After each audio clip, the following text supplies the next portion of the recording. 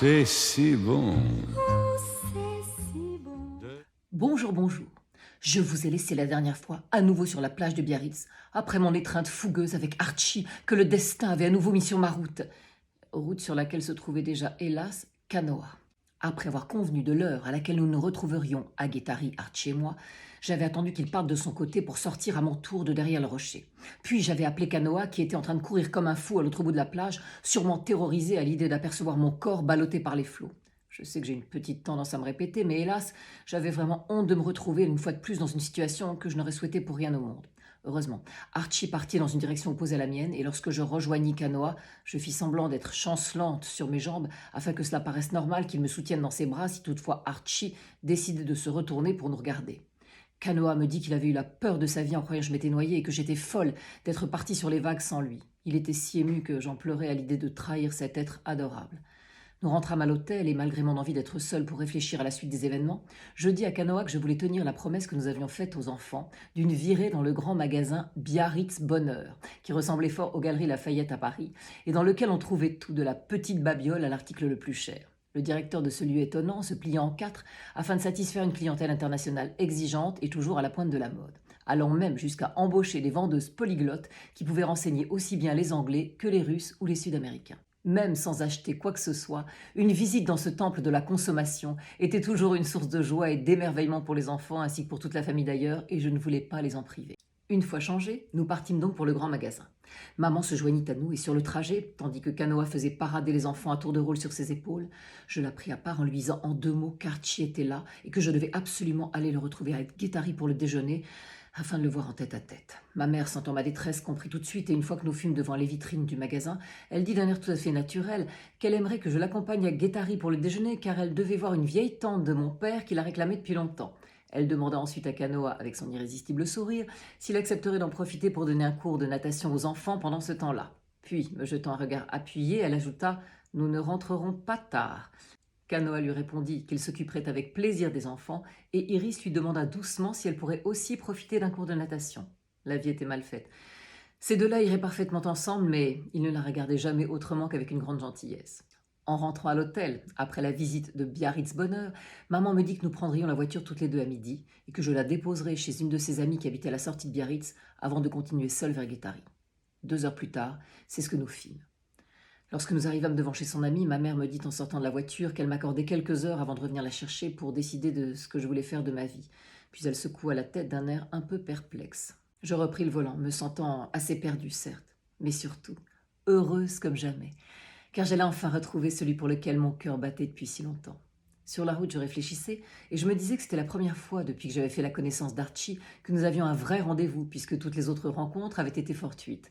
Notre relation était des plus étranges, car finalement, nous nous étions croisés pour la première fois 9 ans auparavant, en 1920, à Buckingham Palace, et depuis, nous ne nous étions vus que très peu et toujours de manière rapide, en dehors des 2 jours de rêve que nous avions passés ensemble au petit plaisir, avant que j'apprenne que j'étais enceinte de Sergueï. Ensuite, plus de nouvelles l'un de l'autre depuis 3 ans, et je m'étais bien gardé d'en demander à Claudine et Andrew, redoutant qu'ils m'apprennent qu'Archie s'était marié. Pourtant, même sans avoir partagé le quotidien avec lui, j'avais l'impression de connaître cet homme depuis toujours, comme si nous avions déjà vécu un amour dans une autre vie, ce dont d'ailleurs j'ai la conviction, car à chaque fois que nous nous retrouvions, y compris après plusieurs années, il semblait que nous nous étions quittés la veille. Archie semblait mieux me connaître que personne, et de mon côté, l'intimité que j'avais ressentie auprès de lui avait été immédiate dès la première seconde où nos regards s'étaient croisés. Et cependant, les circonstances de la vie nous séparaient à chaque fois, quasiment toujours à cause de mes incartades qui pourtant m'avaient donné les plus beaux enfants du monde. Tout ça a été bien compliqué. Et je me demandais ce que j'allais pouvoir lui dire et si j'allais lui avouer ma relation avec Canoa, dont l'image ne se dessinait déjà plus qu'en filigrane dans mon esprit. Je ne savais d'ailleurs absolument pas quels étaient les sentiments d'Archie à mon égard et s'il ne s'était pas émoussé avec le temps, bien que notre corps à corps sur la plage laisse penser le contraire. Enfin, je me disais qu'il était difficile de savoir si ce qui nous liait était le véritable amour ou seulement un désir fou qui ne résisterait pas à l'épreuve du temps. Bref, en arrivant à Guétari, mon cerveau bouillonnait, mon cœur palpitait comme un fou et mes jambes étaient en guimauve lorsque je sortis de ma voiture pour entrer dans le restaurant. C'était un endroit charmant, simple et pittoresque, dans lequel déjeunaient essentiellement des familles. Le maître d'hôtel, semblant savoir qui m'attendait, me conduisit sur la terrasse vers une petite table isolée qui avait une vue splendide sur les montagnes. Archie était de dos, en chemise car il faisait très chaud, Et je me dis en le regardant que c'était incroyable d'être attiré à ce point par quelqu'un avant même qu'il se retourne pour plonger son regard dans le mien. Nous passâmes les 10 premières minutes sans nous dire un mot, juste en nous prenant les mains et en nous regardant. Et nous étions ainsi unis plus profondément qu'en prononçant n'importe lesquelles des plus belles paroles. Les serveurs nous regardaient du coin de l'œil, mais ils devaient sentir que nous proposer une pipérade à ce moment-là aurait un peu gâché le romantisme. Enfin, après cette extase silencieuse, Archie demanda à voir la carte, ce qui sembla soulager nettement le maître d'hôtel. Puis nous nous mîmes à parler tous les deux, en nous racontant mutuellement ce qu'avaient été nos vies pendant ces 3 dernières années. Archie me dit que lorsqu'il avait appris par Andrew et Claudine, qu'il voyait régulièrement, que j'avais eu non seulement ma petite Saskia avec Sergei, mais aussi un petit Tao dont le père était chinois, il avait décidé de réellement passer à autre chose en se disant vaguement qu'il me récupérait peut-être après mon 10e enfant. Il me raconta qu'il avait eu beaucoup d'aventures, ce qui me fit avaler mon piment d'Espelette de travers, dont certaines avec des femmes charmantes, intelligentes, drôles parfois, mais qu'hélas, il n'avait jamais ressenti la connexion incroyable qui existait entre nous. Oh, merci mon Dieu. Sur le plan professionnel, l'aéronautique se développait de manière phénoménale et sa passion des avions ne se démentait pas, bien au contraire. Il était d'ailleurs de plus en plus souvent sollicité à la fois par les différents constructeurs et par le gouvernement anglais qui, bien que ne prévoyant pas de guerre prochainement, souhaitait quand même doter son armée des derniers modèles. Archie était donc sans cesse en voyage et dans les airs, ce qui me rappelait mon grand-père et malheureusement mon pauvre Max. J'avais décidément le don d'aimer les hommes qui flirtaient sans cesse avec le danger. Il me demanda ensuite de lui raconter ma vie, même si, toujours grâce à Claudine et Andrew, il la connaissait en partie. Puis, le déjeuner terminé, il me demanda ce que je voulais faire, si j'avais envie d'une promenade ou d'autre chose. Et comme nous étions dans le même état l'un que l'autre, c'est-à-dire chaud comme la braise et prêt à nous allonger directement sur une des tables du restaurant, il alla voir le patron pour lui demander s'il y avait un hôtel dans les environs. Le patron, qui avait l'air d'être un bon vivant, comprit visiblement notre situation, car il tendit discrètement une clé à Archie en lui montrant l'escalier qui menait au premier étage. J'avais la désagréable impression que nous étions un couple clandestin dans un hôtel de passe, et je ne me retournais pas de peur de croiser les regards des autres clients. Mais quand on s'aime et que le désir est une vague qui vous submerge, n'importe quelle chambre au papier peint défraîchi et n'importe quel lit au ressort grinçant ont des allures de paradis. Après plusieurs heures d'extase, je me souvins soudain que maman m'avait dit de ne pas trop tarder à venir la rechercher, et je me levai à contre-cœur. Archie me dit qu'il n'en pouvait plus de vivre sans moi, et que pour une fois que je n'étais pas enceinte d'un autre, il allait en profiter pour changer un peu de vie, prendre des vacances qu'il ne s'autorisait jamais, et passer plus de temps avec moi, au petit plaisir ou ailleurs, du moment que mes enfants et moi serions heureux. J'étais folle de joie. Ça y était, nous allions enfin vivre ensemble, je n'y croyais pas. Je riais toute seule lorsqu'Archie partit dans la douche. Mais soudain, en parlant de douche, celle que je sentis fut glacée lorsque je réalisai que j'avais totalement oublié Kanoa dans cette histoire. Il était hors de question que je révèle à Archie la relation que j'avais avec lui, sinon j'étais certaine de le perdre définitivement. Il fallait donc absolument que je rentre au plus vite pour lui parler, et j'en étais malade d'avance, car mon pauvre Kanoa s'attendait à une longue histoire d'amour avec moi et j'allais lui planter un couteau dans le dos, alors que c'était un être exceptionnel. Faire souffrir quelqu'un qui vous aime est la pire chose qui soit. Et si j'ai un regret dans la vie, c'est de l'avoir fait plusieurs fois, en trouvant cela détestable et pourtant en ne voyant aucune solution. En effet, je n'ai jamais cru que renoncer au bonheur en restant auprès de quelqu'un pour lequel on éprouve seulement de l'amitié ou de la tendresse pouvait apporter de bonnes choses ni pour l'une ni pour l'autre des personnes concernées. Cependant, la fin d'une histoire et la rupture d'un lien qu'on coupe brutalement m'ont toujours mise dans un état de détresse profonde.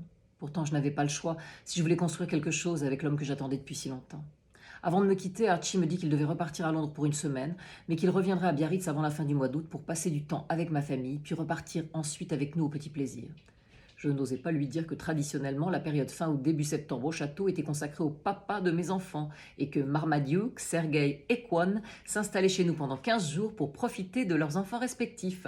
Je ne voulais pas risquer de refroidir Archie, et une fois de plus, je choisis de ne pas lui donner certaines informations. Car en imaginant enfin la vie à la maison avec lui, comme un couple normal après toutes ces années d'attente, une onde de joie intense m'avait envahi. Cependant, mon bonheur était assombri par ce que j'avais à faire avec mon bel hawaïen. Je remontais donc dans ma voiture et Archie me dit qu'il me téléphonerait à l'hôtel dans quelques jours pour me dire quand il arrivait. Et en m'embrassant, il me dit d'être sage en l'attendant. Oh là là, pourvu qu'il n'apprenne jamais la vérité sur Kanoa et moi. 30 minutes plus tard, je récupérais maman chez son amie et le temps que nous rentrions à l'hôtel, je lui avais expliqué toute la situation.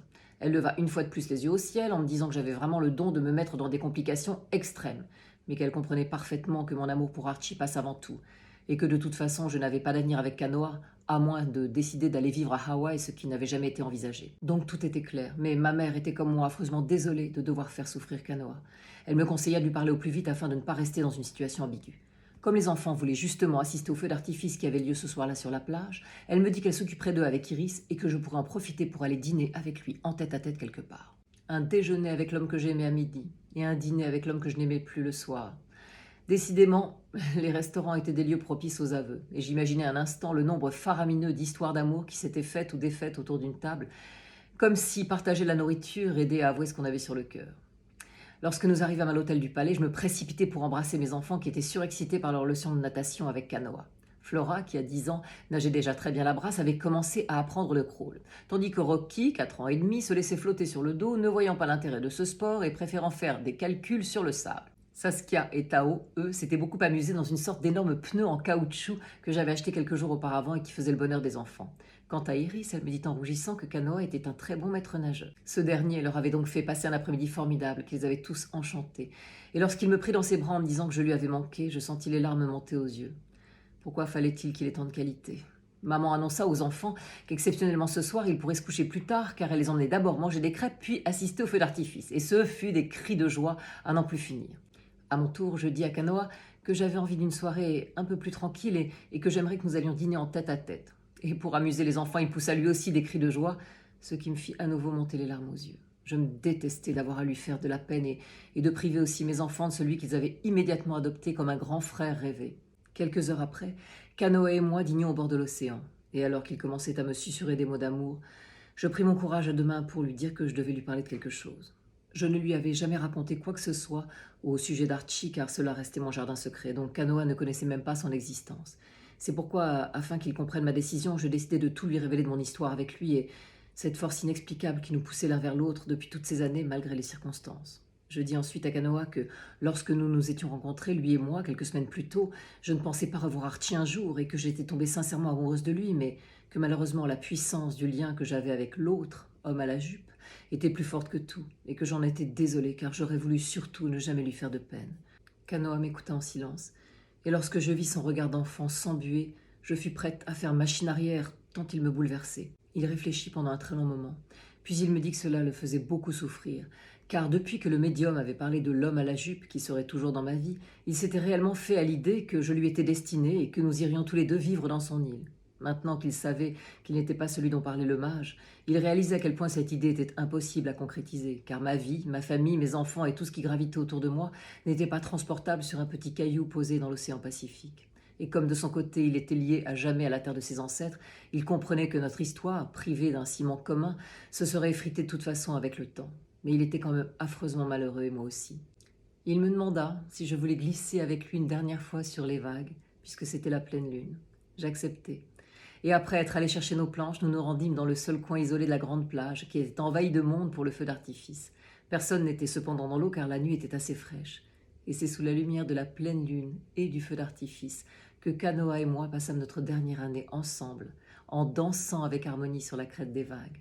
Le lendemain, il vint dire au revoir à toute la famille, en prétextant devoir retourner un peu vite à Hawaï pour seconder son père, ce qui était d'ailleurs la réalité.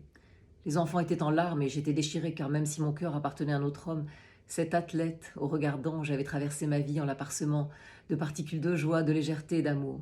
Et pour cela, une partie de lui serait toujours en moi. Oui, Archie. Je ne vous avais jamais raconté cette histoire, vous êtes sûr ? Comment ça, vous allez peut-être me quitter ? Enfin, Archie, ça fait des lustres. Oh là là, péril en vue. Alors je vous dis à très vite pour la suite de mes aventures. C'est si bon.